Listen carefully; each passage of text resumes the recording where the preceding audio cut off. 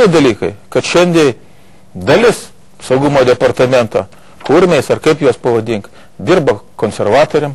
Kaip neįrodyta? Kaip neįrodyta. Jeigu kontražvalgybos vadovas skambina Jurgiui Razmai tiesiogiai į Seimo posėdį, tai, man atrodo, pakankamai. Mes dabar čia susirinkom ne konservatorių keikti. Ne, tai aš noriu pasakyti. Dabar jie yra labiausiai. Aš tikrai nesiruošiu keikti. Aš noriu pasakyti ir ne konservatorius, todėl kad kita dalis, tai mano manimo, dirba Paulauskui ir jo kompanijai. Trečia dalis dirba ten verslininkam Dujotekanai ar Januškai ir dar kam nors.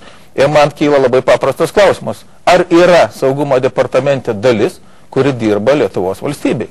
Mes diskutuojam tarsi apie kažką, tai, bet apie tai, apie ko iki galo nežinom.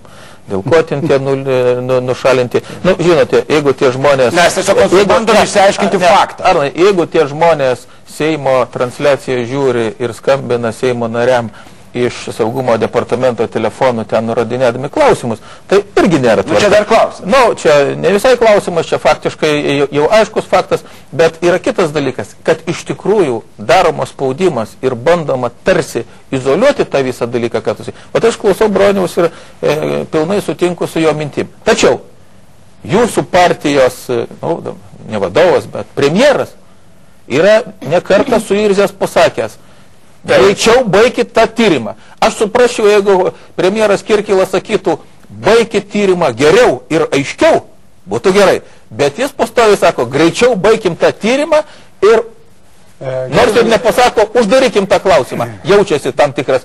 Ir šitoj vietoj tam tikrą spaudimą ir tai skamba iš premjero lūpų. Aš manau, to nereikėtų. Gal atsimenat, kas buvo siūloma iš pradžių saugumo departamento vadovų prieš 3 metus?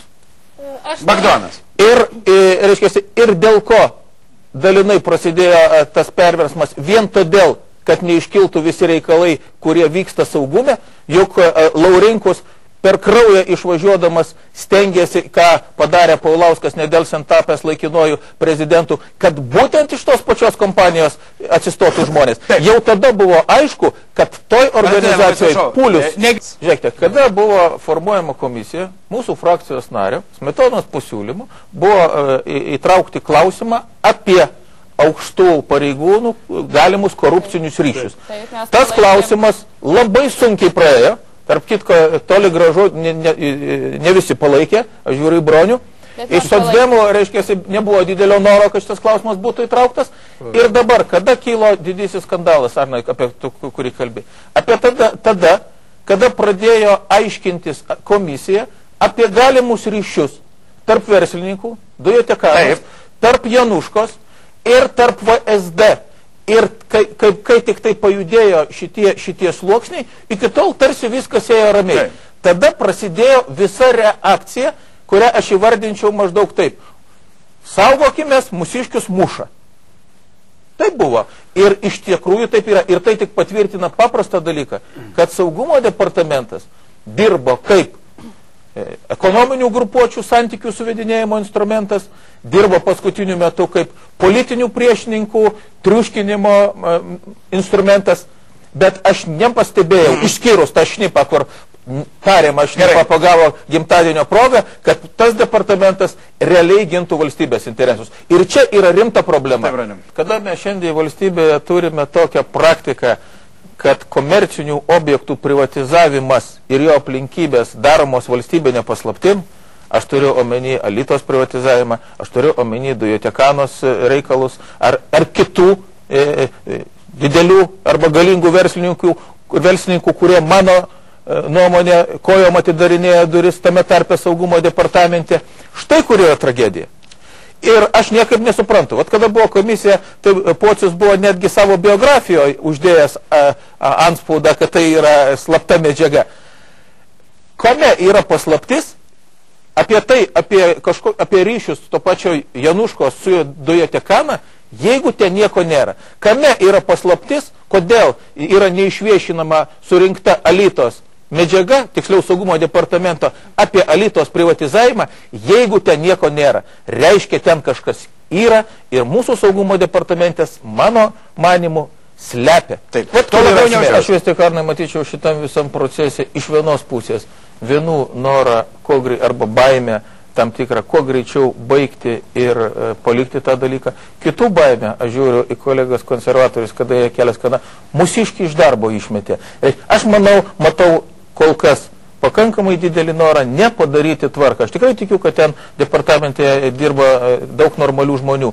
Bet nepradėkime agituoti. Bet noriu pasakyti, aš matau šiandien vėl bandymą paimti į savo įtaką saugumo departamentą. O čia yra pats blogiausias dalykas. Ir tie pareiškimai, ar iš vienos pusės, aš žiūriu į konservatorius, ar iš kitos pusės, į kitą pusę, vis tik tai man atrodo, kad čia yra gynimas ir bandymas išlaikyti savo žmonių. Ne, aš ir daroma didžiulė klaida. Kolegos, manyčiau, žinau, mes kalbam, kas yra kaip, bet mes turėtumėm savo susidėstyti, kaip neturėtų būti.